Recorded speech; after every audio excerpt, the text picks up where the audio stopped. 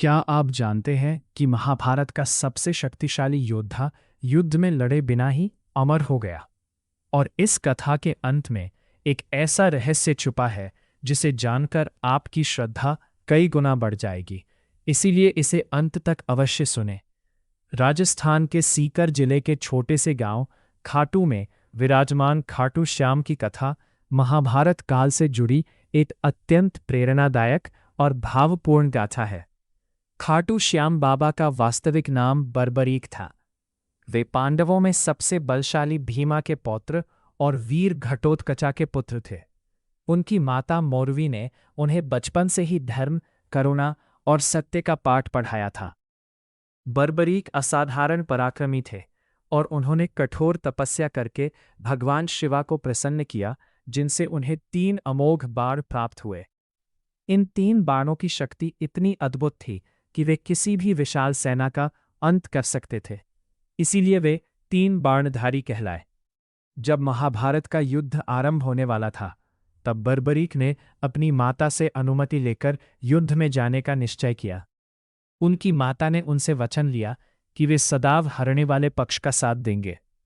बर्बरीक ने यह वचन स्वीकार कर लिया क्योंकि उनका हृदय दयालु था और वे किसी भी पक्ष का पूर्ण विनाश नहीं चाहते थे।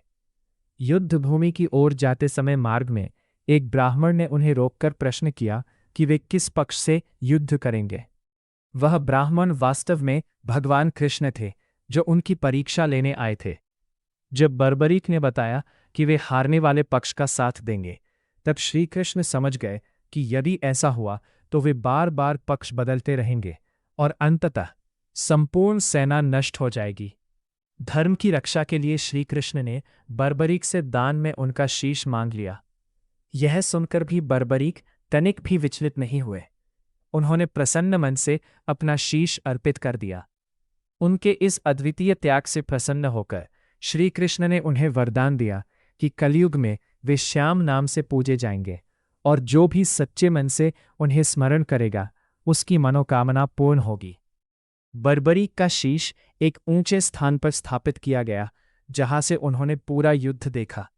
युद्ध समाप्त होने पर जब पांडवों में विजय का श्रेय लेने को लेकर चर्चा हुई, तब बर्बरीक के शीश से पूछा गया कि विजय का वास्तविक कारण क्या था।